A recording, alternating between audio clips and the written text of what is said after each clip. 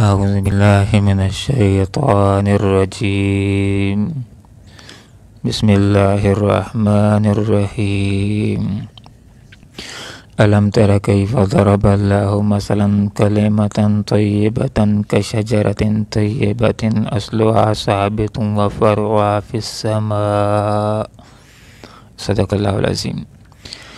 سبحانك لا علم لنا إلا ما علمتنا إنك أنت العليم الحكيم. علم ترى کیا تم دیکھتے نہیں ہو،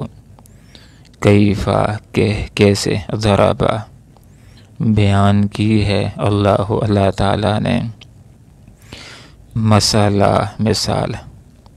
کلمۃ طیبۃ کہ کلمہ طیبہ، کشجرۃ طیبۃ ایک پاکیزہ درخت کی طرح ہے، اصلھا جس کی جڑیں، ثابت گہری زمین میں جمی ہوئی ہیں، وفرعھا اور اس کی شاخیں، فی السماء آسمان کو پہنچی ہوئی ہیں، تؤتی جو دیتا ہے اکلھا اپنے پھل، کل حین ہر آن، بإذن ربھا اپنے رب کے اذن سے، ویضرب اور بیان فرماتا ہے اللہ تعالی، الامثال یہ مثالیں، للناس لوگوں کے لیے، لعلہم تاکہ وہ یتذکرون نصیحت پکڑیں۔ بہت مشکل ترین باتوں کو اللہ رب العالمین نے انتہائی سہل طریقے سے مثالیں دے کر بات سمجھائی ہے۔ جو لوگ غور و فکر کرتے ہیں ان مثالوں کے اندر، تو ان کو بہت بڑی بڑی نصیحتیں، عبرت کی باتیں مل جاتی ہیں، اور مشکل ترین باتوں کو سمجھنا آسان ہو جاتا ہے۔ کیا تم غور و فکر نہیں کرتے ہو کہ کیسی پیاری مثال دی ہے، کتنی اچھی مثال دی اللہ رب العالمین نے کلمہ طیبہ کی، کہ کلمہ طیبہ ایک پاکیزہ درخت کی طرح ہے۔ کلمہ طیبہ اس پاکیزہ اور مضبوط درخت کی طرح ہے کہ جس درخت کی جڑیں زمین کے اندر انتہائی مضبوطی کے ساتھ جمی ہوئی ہیں،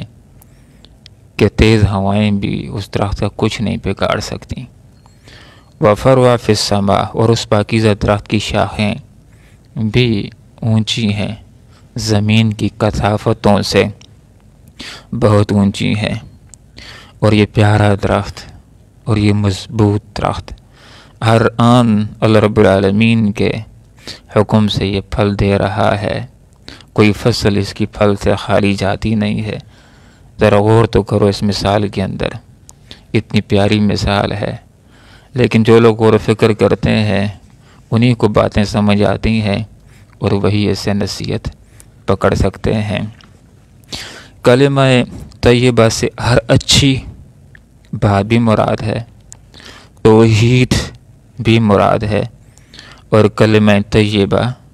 لا الہ الا اللہ محمد رسول اللہ بھی مراد ہے، کہ کلمہ طیبہ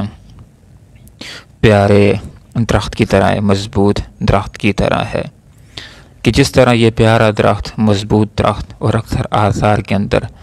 اس درخت سے مراد کھجور کا درخت لیا گیا ہے، کہ ذرا اے انسانوں غور کرو، جس طرح یہ درخت سراسر فائدہ دے رہا ہے، کہ اس کی جڑیں بھی انسان کو فائدہ دیتی ہیں، اس کا تنہ بھی انسان کو فائدہ دیتا ہے، اس کی شاخیں بھی انسان کو فائدہ دیتی ہیں، اس کے پتے بھی مخلوق خدا کو فائدہ دیتے ہیں، اس سے لوگ سایہ حاصل کرتے ہیں، اور ہر آن یہ بہترین ترین پھل دیتا ہے جو غذائیت سے بھرپور ہوتا ہے۔ اسی طرح یہ کلمہ طیبہ بھی مخلوق خدا کو فائدہ دیتا ہے، جو کلمہ طیبہ کو پڑھ لیتا ہے، اس کے مطابق زندگی بناتا ہے، تو یہ کلمہ طیبہ بھی انسان کو دنیا کے اندر بھی فائدہ دیتا ہے، کہ اس کی برکت کی وجہ سے اس کی زندگی سکون والی بھی ہو جاتی ہے، عزت والی بھی ہو جاتی ہے، اور اچھی زندگی ہو جاتی ہے۔ اور یہ کلمہ طیبہ قبر کے اندر بھی فائدہ دے گا کہ جس نے کلمہ طیبہ کو پڑھا ہوگا، اس کے مطابق زندگی کو گزارا ہوگا، تو قبر کے اندر جب اسے سوال کیے جائیں گے تو ٹھیک ٹھیک جواب دے دے گا۔ اور یہی کلمہ طیبہ محشر کے میدان کے اندر بھی اس کو فائدہ دے گا کہ جس نے یہ کلمہ پڑھا ہوگا، اس کے مطابق زندگی گزاری ہوگی، تو محشر کے میدان کے اندر بھی اس کلمہ طیبہ کی برکت سے کامیاب ہو جائے گا۔ اور جس طرح